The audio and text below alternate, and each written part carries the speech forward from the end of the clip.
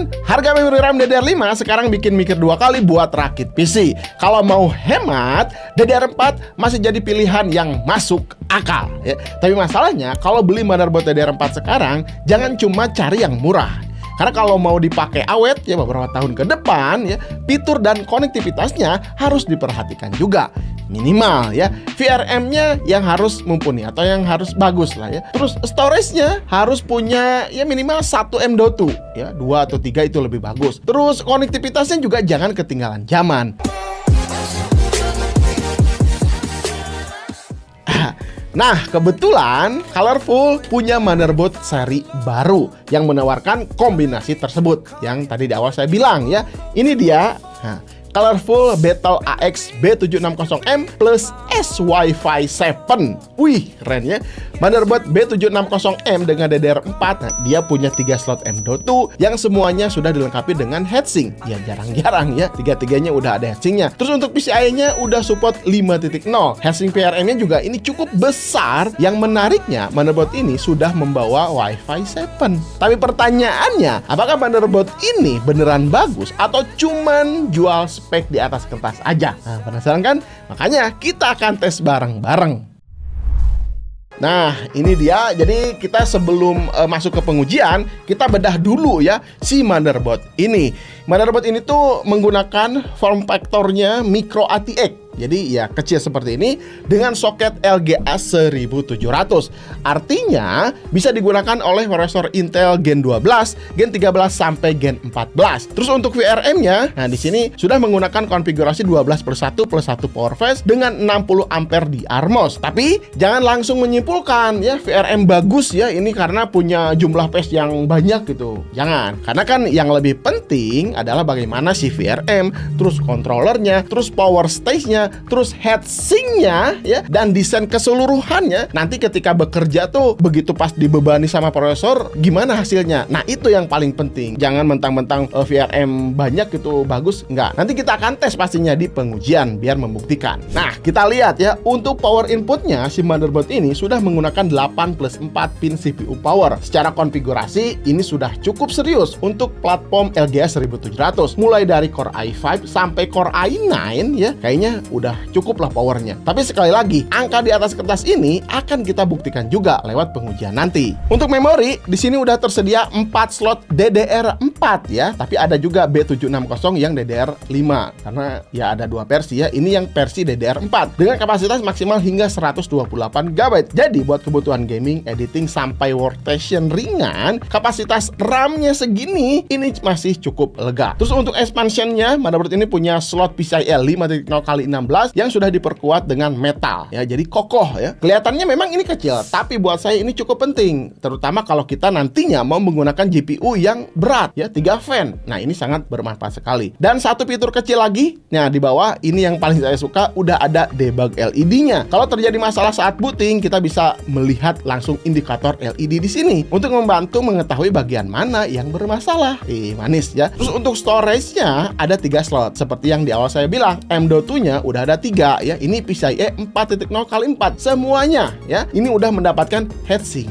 Keren banget. Jadi si NVMe-nya nanti akan terbantu pendinginannya. Karena kalau kalian punya beberapa NVMe, menurut ini tuh nggak cuma menyediakan slotnya, tapi juga sudah memberikan pendingin ekstra untuk masing-masing M.2-nya. Ya udah pasti nanti kita akan tes juga apakah beneran bisa support sampai 7000 Mbps ya, karena ini udah Gen 4.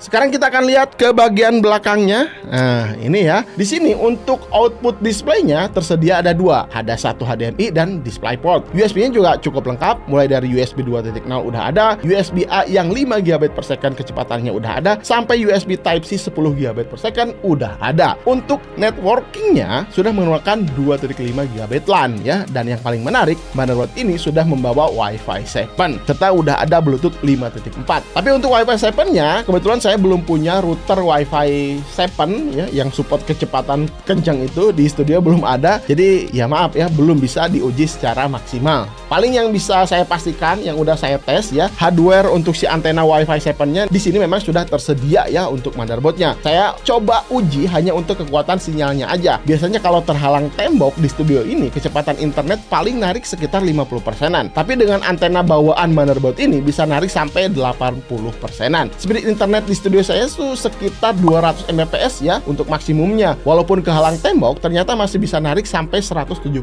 Mbps-an. Jadi ya antenanya cukup mantap lah, sip. Oke, spesifikasinya kita udah lihat bareng-bareng. Sekarang bagian yang paling penting, apakah semua yang ada di atas kertas ini benar-benar bisa bekerja dengan baik saat digunakan? Kita akan tes. Di sini saya menggunakan Core i5 13400F untuk pengujian motherboard ini karena ini satu-satunya prosesor yang ada di studio saya. Oke, langsung saja kita akan masuk ke pengujiannya. Let's go.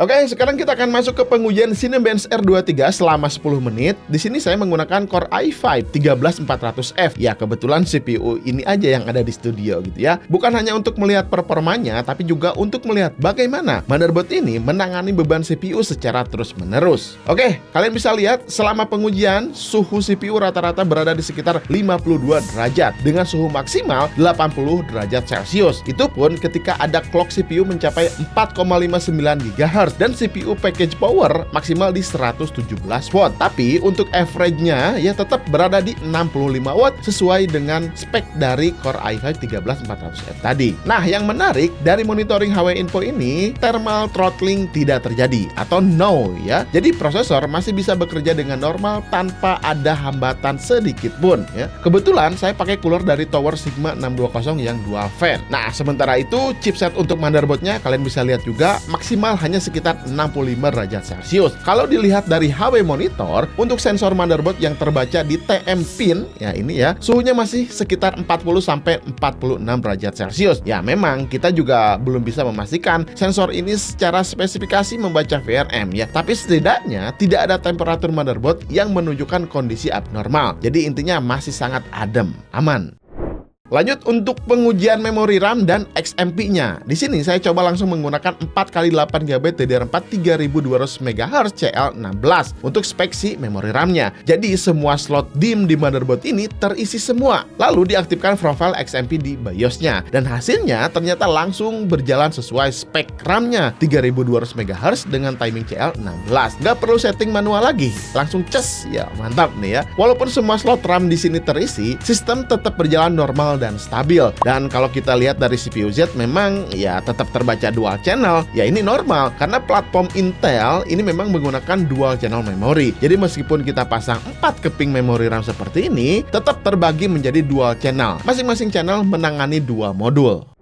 Nah, sekarang kita akan lanjut ke pengujian slot M.2-nya. Karena motherboard ini punya 3 slot M.2 PCIe Gen 4 ya.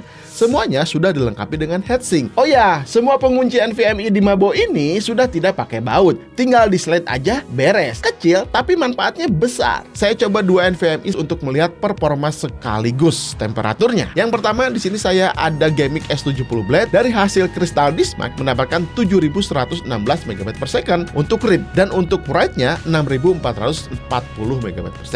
Temperaturnya cukup adem ternyata, maksimal hanya sekitar 52 derajat Celcius. Kemudian yang kedua ada Legend 900 mendapatkan read-nya sekitar 6760 Mbps dan untuk write-nya di 5692 Mbps. Untuk suhunya memang ya di sini sedikit lebih tinggi ya, maksimal sekitar 57 derajat Celcius. Ya beda dikit lah ya. Tapi ini tergolong aman untuk NVMe dengan suhu seperti ini. Jauh dari kata panas ya, adem loh ya. Jadi dari pengujian ini kedua M.2 bisa bekerja dengan baik dan heatsink bawaan motherboard cukup membantu menjaga temperaturnya. Ya buat motherboard di kelasnya ya kelas mid ya kelas chipset B series ya, untuk konfigurasi PCIe 4.0 x 4 seperti ini menurut saya sih udah sangat cukup menarik sekali.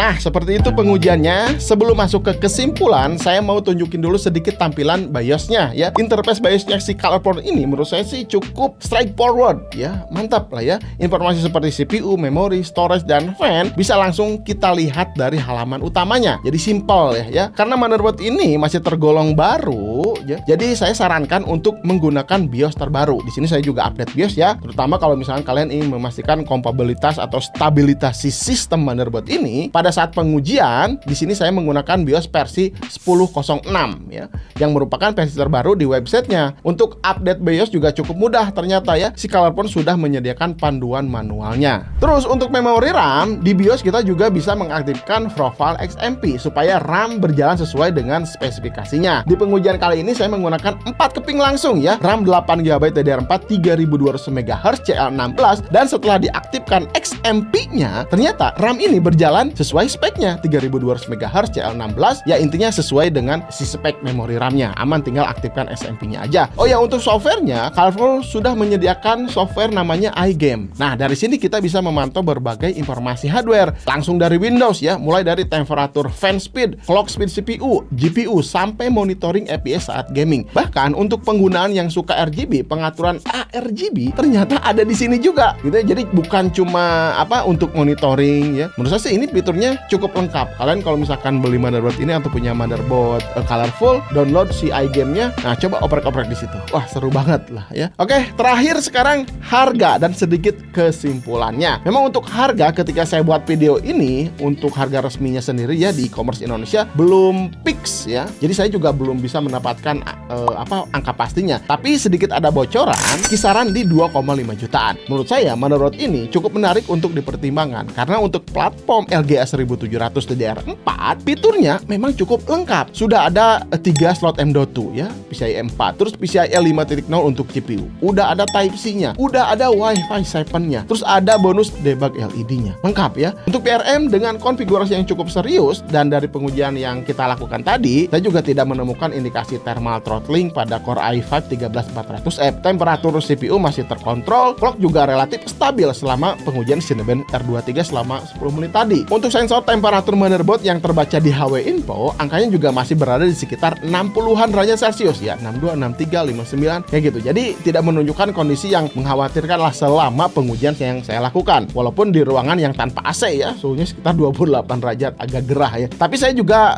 nggak mau asal bilang ya VRM-nya dingin 60 derajat, karena ternyata motherboard ini tidak memberikan pembacaan sensor VRM di HW Info tadi. Yang biasanya yang bisa saya pastikan secara langsung ya, di sini kan ada chipset, suhu chipset ya, bagian TPM, terus bagian chipset, suhunya ya rata-rata adem lah, di bawah 60 atau rata-rata 60 derajat Celciusan. Nah, makanya untuk Core i5 atau Core i9 Gen 14 secara kelas ya, VRM dan fitur motherboard ini memang terlihat punya kemampuan yang sangat cukup. Jadi dari pengujian yang saya lakukan hari ini, saya lebih berani mengatakan kalau motherboard ini sangat cocok untuk Core i5 dan Core i7 generasi ke-14, dan masih punya potensi untuk prosesor yang lebih tinggi. Ya mungkin bisa dicolok Core i9 juga masih bisa juga. Oke, gitu aja. Jadi gimana menurut kalian ColorFull Battle AX B760M plus S Wi-Fi 7 ini? Apakah worth it? Kalau harganya beneran 2,5 jutaan, menurut saya ini paling direkomendasikan.